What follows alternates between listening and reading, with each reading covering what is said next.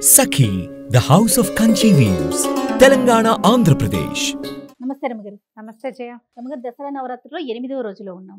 ఏ అలంకరణలో ఉంటారు, ఎలాంటి నైవేద్యాలు పెట్టాలి, పూర్తిగా మాట్లాడుకుందాం. శరన్నవరాత్రుల్లో 8వ రోజు దుర్గాష్టమి. ఈ అష్టమి మనకి సాధారణంగా అష్టమి తిథి పనికిరాదు. ఏ దశలోనూ మనం అష్టమి నాడు ఎక్కడికి వెళ్ళకూడదు, అష్టమి నాడు అష్టకష్టాలు వస్తాయి, ఇలాంటివి చెప్పుకుంటాం. కానీ రెండు ప్రత్యేక అష్టములు చాలా విశేషంగా జరుపుకుంటాం. ఒకటి కృష్ణాష్టమి, రెండోది దుర్గాష్టమి. దుర్గా ఈమె ఏంటంటే దుర్గముడు అనే ఒక రాక్షసుణ్ణి సంహరించటానికి జన్మించిందని, అంటే ఆ పూటకి అవతరించింది అమలోంచి. సింహవాహిని అష్టభుజిగా కనబడుతుంది 8 చేతులతోటి. ఈ రోజున ఇంద్రకీలాద్రి కనకదుర్గ అమ్మవారి దేవస్థానంలో అమ్మవారిని దుర్గా స్వరూపంలో అలంకరిస్తారు. మామూలుగా మనకు అమ్మవారే కనకదుర్గ కదా. మొదటి రోజున స్వర్ణ కవచాలంకృత దుర్గ వేయటం పూర్వాచారంగా ఇది వరకు ఆచారంగా చేసేవారు. ఇప్పుడు కొంచెం దాంట్లో కొంత మార్పు వచ్చింది. ఈ బయట మనం అమ్మవారి స్వరూపాలు ఎక్కడైతే అవతారాలు వేస్తున్నారో అక్కడ ఈ దుర్గా స్వరూపంలో లోపల ఉన్న అమ్మవారికి కొంచెం దగ్గర పోలికల్లో ఉండేటట్టుగా సింహవాహిని లేదా వ్యాఘ్రవాహినిగా అమ్మవారిని అలంకరిస్తారు. ఈ అష్టభుజి 8 భుజాలతోటి ఆమెను చూస్తేనే భయం వేస్తుంది. ఇవి ఏమైనా ఘటనా సమర్థురాలుగా కనపడుతుంది. ఎక్కడా జరగంది ఇక్కడ జరిగిపోతుంది. ఈ దుర్గముడు అని రాక్షసుడి పేరు చెప్తారు కదా. అవునండి. ఈ రాక్షసుడు దుర్గముడు అంటే ఏ పక్కకి వెళ్ళనివ్వని వాడు.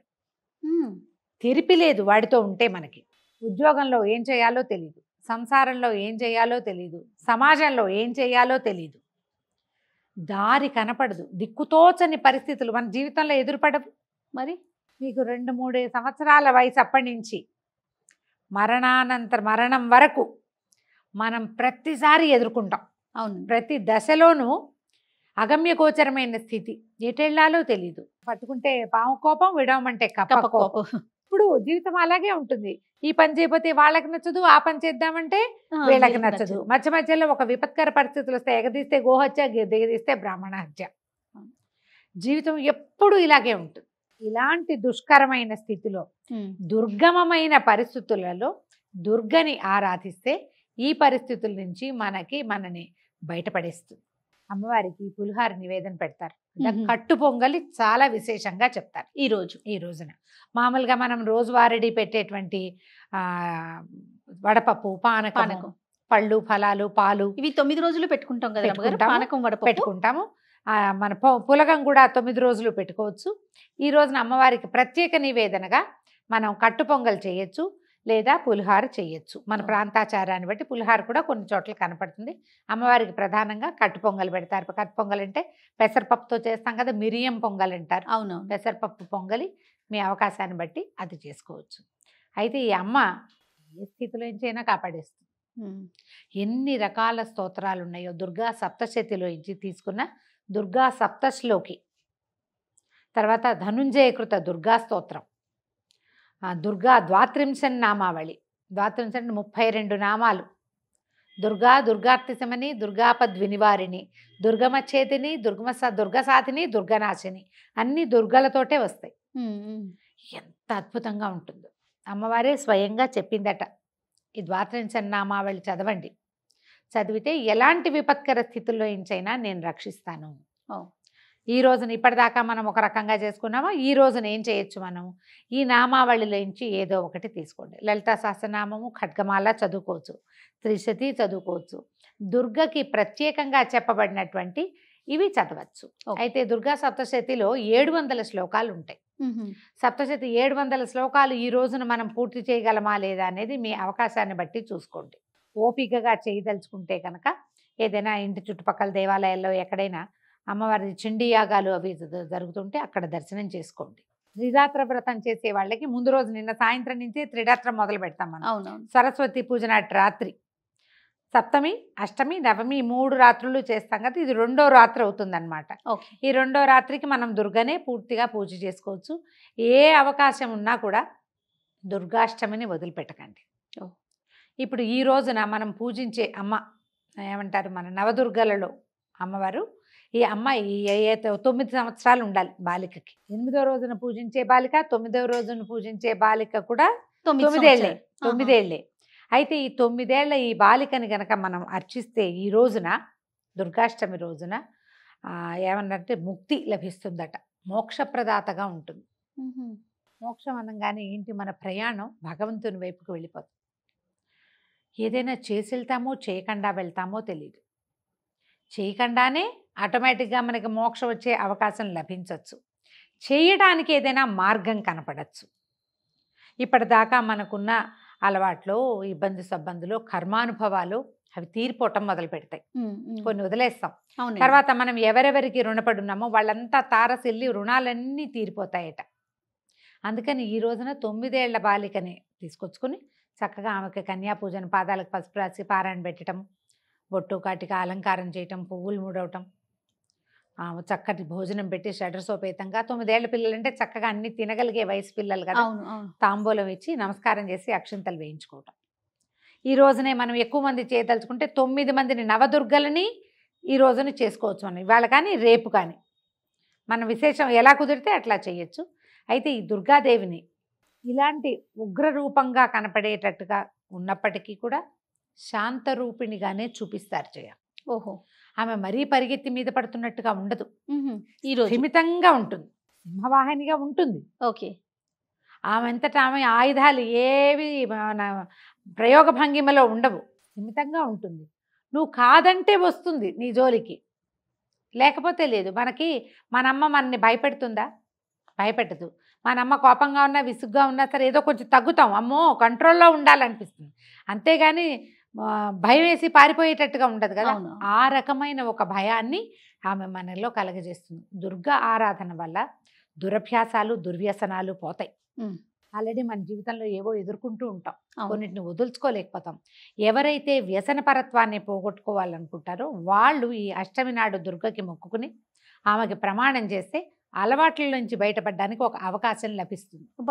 ఈ రోజు స్పెషాలిటీ అది.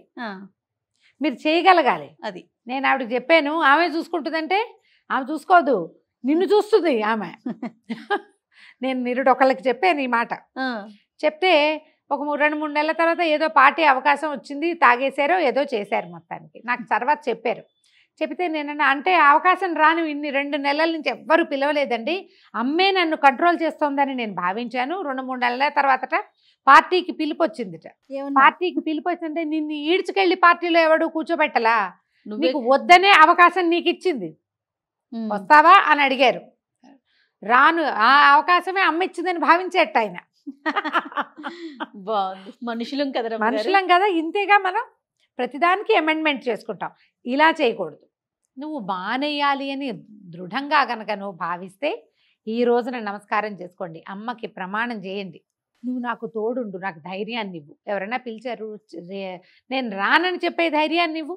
పిలుపు వస్తేనే అది నా పిలిపేనని, అమ్మవారి పిలిపేనని భావించి వెళ్ళొద్దు. ప్రతి వాళ్ళు ఈ అవకాశాన్ని తీసుకోవచ్చు. ఎంత చిన్న హ్యాబిట్ అయినా మార్చుకోవచ్చు జయ మనం. అంతే కదా రమ్మగారు. పెద్ద దుర్వ్యసనాలు ఉండాలి కదా, దుర్వ్యసనాలకు అని అనుకోకండి. చిన్న చిన్న బ్యాడ్ హ్యాబిట్స్ కూడా మనకి కొన్ని ఉంటాయి. మాట్లాడటమో, తింటామనో, ఎక్కడికి వెళ్ళకపోవటమో, లేదా ఎక్కడికైనా వెళ్ళిపోవటమో, పోట్లాట కోరుతాను, అవన్నీ అమ్మకి ఇచ్చేయండి. అంతే, ఆమెకి నీకు ఇచ్చేస్తున్నాను, నువ్వు దీన్ని మళ్ళీ నా దగ్గరికి రానివద్దు. ఒకవేళ వచ్చింది అనుకో, అప్పుడు మనం ఏం చేయాలి, దుర్గా దుర్గా దుర్గా దుర్గా అనుకోవాలి. ఈ దుర్గాదాస్ కథే కదా మనం చెప్పుకున్నాం. అవును, గాజుల అమ్మవారి కథ. అతను ఏం చేశాడు, దుర్గాదాసు ఆ కథ చెప్పినప్పుడు మనం గాజుల అతను కథ జ్ఞాపకం వచ్చింది కదా, చాలా మంచి కథ అండి.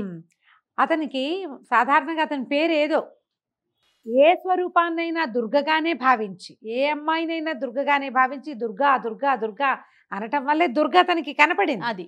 అది కూడా ఎట్లా, అతను రోజు చూసేటువంటి గాజులు వేయించుకునే సాధారణ బ్రాహ్మణ యువతి స్వరూపంలోనే కనిపించింది. నీకు దుర్గ అంటే ఆవిడ ఇంత సింహం మీద 8 చేతులతోటి కళ్ళు మిరుమిట్లు గొలిపేలాగా కనపడితే మనం తట్టుకోగలమా? మరి ఆయన దుర్గాదాసు తట్టుకోలేకపోయేవాడేమో.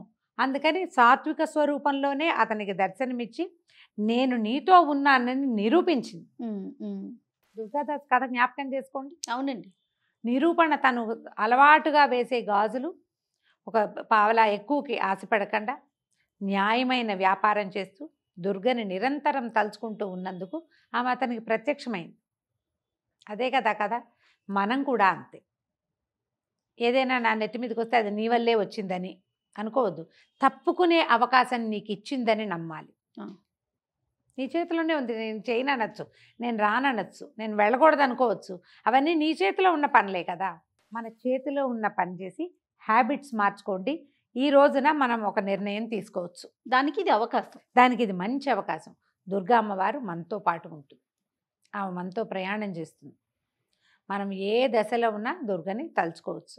సప్తశతి చదవగలిగితే చండీ పారాయణం అంటారు, చేయగలిగితే చేయండి. లేదా దుర్గా సప్తశ్లోకి అని ఉంటుంది. ఈ సప్తశతులు 700 శ్లోకాలు కదా. ప్రతి 100లో నుంచి ఒక్కొక్క శ్లోకం చొప్పున తీసుకుని ఆ 700 శ్లోకాల ప్రతీకగానే సప్తశ్లోకి చేశారు. ఇది మనకి స్తోత్రనిధి యాప్లో దొరుకుతుంది. ఓకే, అది దొరుకుతుంది. దుర్గా ద్వాత్రింశ నామావళి దొరుకుతుంది.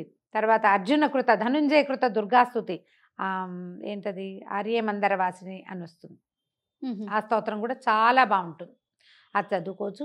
దుర్గా అష్టోత్తరం దొరుకుతుంది. దుర్గా అష్టోత్తరాన్నైనా సరే తీసుకుని చక్కగా అష్టోత్తరం చేసుకోండి. కొద్దిపాటి కుంకుమార్చన చేయండి. దుర్గకి కుంకుమార్చన చాలా ప్రీతి.